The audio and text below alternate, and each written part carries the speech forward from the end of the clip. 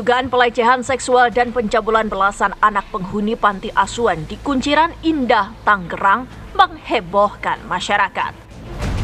Peristiwa ini terungkap saat salah satu anak melapor kepada orang tua asuhnya melalui pesan singkat pada media sosial. Setelah dilakukan pendekatan secara persuasif, terbongkarlah terdapat belasan anak dan orang dewasa yang menjadi korban perlakuan bejat para pelaku.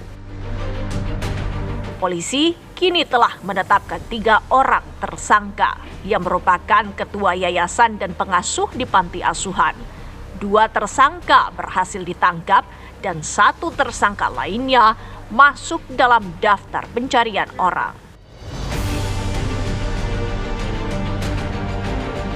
Para pelaku ini bisa melakukan perbuatan tersebut, modus operandi yang digunakan pelaku untuk membujuk rayu para korban ini adalah korban akan diberikan uang apabila korban mengikuti apa yang diinginkan oleh pelaku.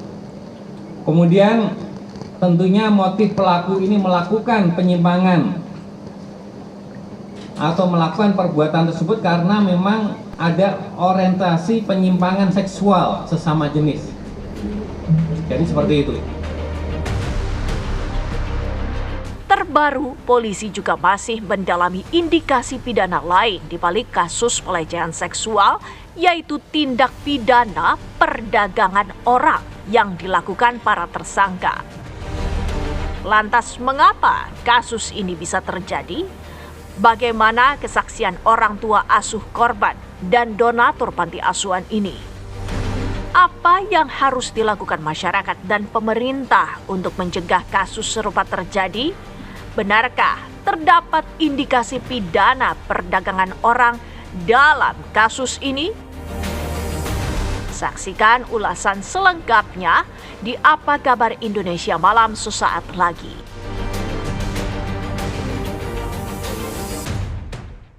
Saya harus menarik nafas panjang mengingat kasus ini begitu luar biasa keji dilakukan oleh seorang oknum pelaku pemirsa terhadap anak-anak yang menjadi korban pencabulan. Pemirsa, kasusnya masih berjalan, korban pun terus bertambah. Di Apa Kabar Indonesia Malam hari ini akan menjadi edukasi kepada Anda bahwa sosok-sosok yang tidak disangka melakukan perbuatan sekeji ini terlihat soleh, terlihat baik di masyarakat, bisa menutupi kejahatannya sedemikian rupa. Karena nanti saya akan menggali dengan mereka yang pernah sehari-hari bergaul dengan pelaku, bahkan juga dekat dengan pelaku pemirsa. Selain itu di studio TV One ada 2 narasumber saya lewat sambungan Zoom, yakni Ibu Ai Mariati yang merupakan Ketua KPAI, dan di sini sudah ada Mas Reza Indagiri yang merupakan pemerhati anak dan juga psikolog forensik. Selamat malam. Assalamualaikum warahmatullahi wabarakatuh, Mas Reza. Saya akan menyapa Ibu Ai Mariati yang sudah tersambung lewat sambungan Zoom. Ibu Ai, selamat malam. Assalamualaikum. Masih di mute, Bu, audionya? Tidak, sudah Baik. bunyi. Oke. Ya, Ibu, menindaklanjuti dialog di Apa Kabar Indonesia Malam semalam, di hari ini ada perkembangan terbaru apa mengingat KPAI sudah turun langsung ya melihat tempat atau panti asuhan tersebut, Bu? Seperti apa? Ya, pertama dari data ya yang diperoleh masih berkisar 14 plus 8 ya. Jadi masih sekitar 20 orang dewasa diantaranya ya, yang anak ini sekitar 20. Dan tentu kami masih memiliki data lain yang sudah berada di luar. Nah, ini yang sangat challenging, kepolisian harus segera men-tracking dan ini sedang dilakukan langkah-langkahnya. Bahkan ada satu yang kemarin diumumkan DPO itu juga diduga membawa salah satu anak ya di dalam dari yayasan tersebut. Jadi ini masih on the track. Saya kira kepolisian harus diberi kesempatan yang luas dan terukur.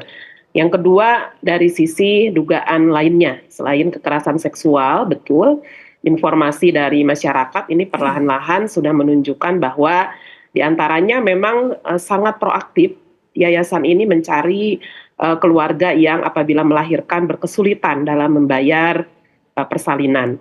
Dan ini ditindaklanjuti dengan adanya manipulasi orang tuanya, dianggap tidak ada, anak disebutkan sebagai yatim piatu dan dibawa di yayasan tersebut. Nah, kemarin saya terkonfirmasi ada 2 bayi yang dilakukan demikian, padahal salah satunya masih ada orang tuanya, dan kemarin juga sudah dilakukan tracing dan kemudian koordinasi ya oleh dinas sosial di Tangkot untuk dikembalikan kepada orang tua bayi ini. Dan satu lagi memang ini masih dalam rangka tracing lagi, dan saat ini karena sangat mendesak sudah direlokasi ke Mulia Jaya di rehab Kemensos.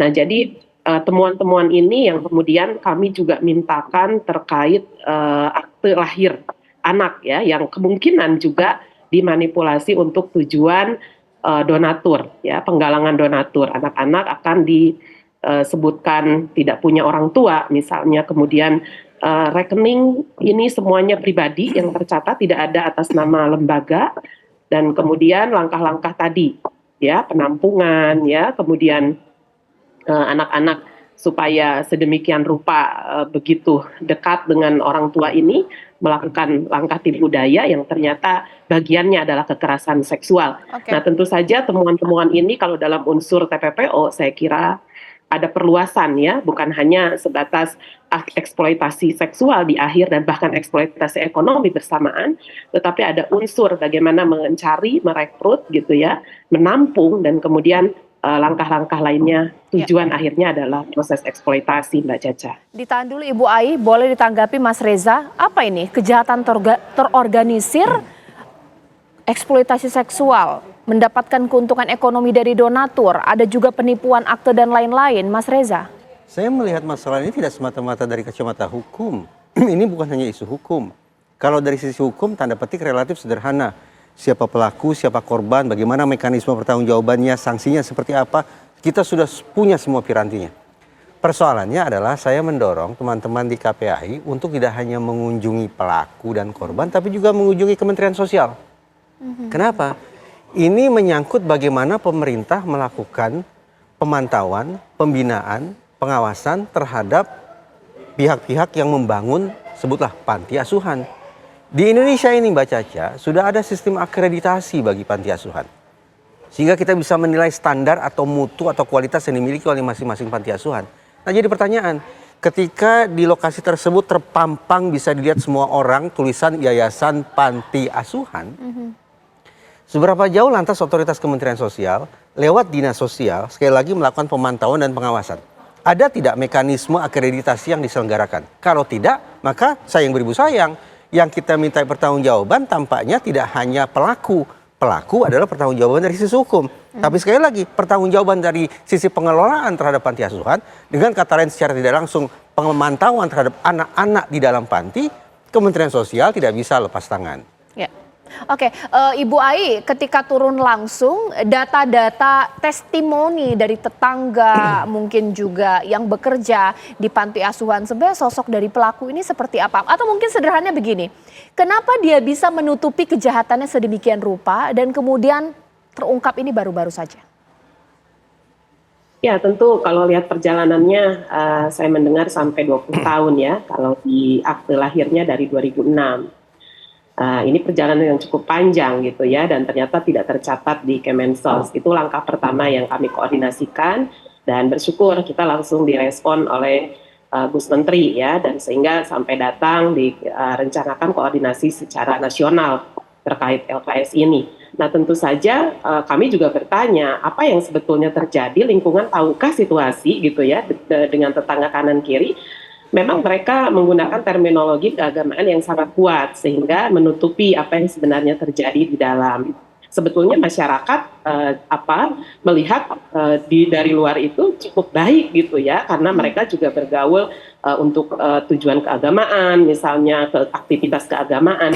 Tetapi kita lihat ternyata itu dijadikan satu manipulasi ya dengan secara sosial gitu, karena belakangan justru itu hanya untuk menutup dari aktivitas yang terjadi, dan bahkan menutup pertanyaan-pertanyaan mengapa yang hanya memperoleh aktivitas ataupun dilibatkan itu hanya anak laki-laki misalnya, bahkan yang ada di panti sosial tersebut hanya anak laki-laki. Nah ini tentu yang kami dengarkan juga dari masyarakat di sana bahwa bukan masyarakat dari sekitar yang ada menjadi anak asuh di sana. Nah ini pertanyaan juga bagi kami, bahkan beberapa orang ini yang sedang dalam tracking ini di luar daerah, misalnya Bandung gitu ya, karena kalau lihat dari strata LKS kan sebetulnya lembaga kesejahteraan sosial itu ada yang levelnya kota kabupaten, provinsi, dan bahkan langsung di bawah Kemensos, tergantung coverage yang ada. Misalnya anak-anak yang sekitar kecamatan tersebut barulah disebut dengan terdaftar di tingkat misalnya kota kabupaten, yang berbeda wilayah kota kabupaten, provinsi, dan seterusnya. Nah ini akan menunjukkan gitu ya bahwa apakah proses rekrutmen tadi itu secara proaktif betul dilakukan dari awal atau tidak, sehingga apa yang disampaikan tetangga kok bisa 180 derajat kira-kira yang ditemukan, ini bagian-bagian dari manipulasi itu atau memang tidak ada sama sekali misalnya kepedulian atau pengawasan ya yang harusnya dilakukan oleh kementerian di awal untuk mengidentifikasi apakah ini masuk terdaftar, tidak terdaftar, maupun perkumpulan jenis sosial kesejahteraan apa yang sedang dilakukan. Ini yang sedang kami lakukan pendekatan-pendekatan kemudian ditindaklanjuti oleh kementerian terkait. Iya, Mas Reza, sebenarnya ciri-ciri orang yang manipulatif ini seperti apa sih? Kadang-kadang kita suka terbuai, tertipu, orangnya soleh, sosial, baik di luar, dengan niatan untuk membantu sesama, seakan-akan kita udah buyar di situ ya. Nanti sesaat lagi saya juga akan bertanya kepada saksi-saksi yang pernah dekat dengan pelaku untuk mengetahui pelaku ini sosok seperti apa. Usai jeda berikut.